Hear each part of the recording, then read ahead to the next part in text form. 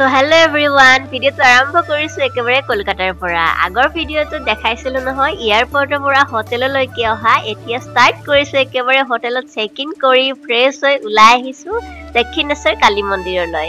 আমাৰ হোটেলখন যেহেতু পাৰ্ক ষ্ট্ৰীটত লৈছিলো, সো ইয়াৰ পৰা দক্ষিণেশ্বৰ কালী মন্দিৰ যোৱাৰ বেষ্ট সুবিধাটো হৈছে মেট্ৰ'। সো মেট্ৰ' ষ্টেচনলৈকে আহিলো। মেট্ৰ'ত আজি মই ফাৰ্ষ্ট টাইম উঠিম, সো মনটো ভালো লাগি আছে।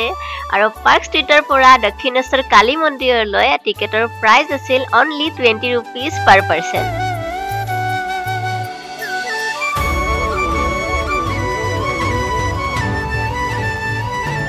উঠাৰ লগে লগে তো ভিৰ দেখি ভয়ে খালো, কিন্তু দক্ষিণেশ্বৰ যেহেতু লাষ্ট ষ্টেচন, আমি পিছত আৰামছে বহি যাব পালো।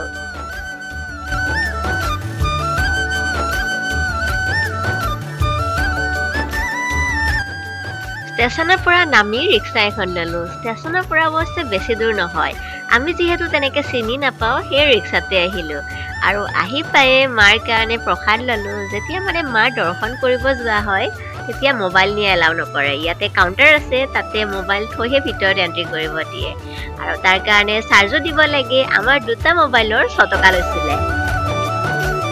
মাৰ দৰ্শন কৰি আহি যে মনটোত কিবা বেলেগ ফিলিং এটা হৈছে, ভাষাৰে বুজাব নোৱাৰো।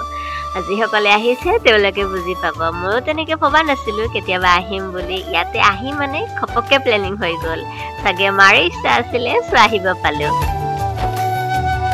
আৰু মন্দিৰটোৰ কাষতে আছে গংগা ঘাট। পৰিৱেশটো যে কি মৰম লগা, আৰু লগতে আছে দোকানবিলাক।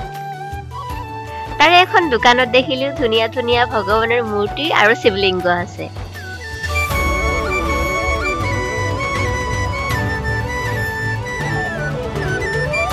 আমি ললো ঘৰৰ কাৰণে এটা শিৱলিংগ।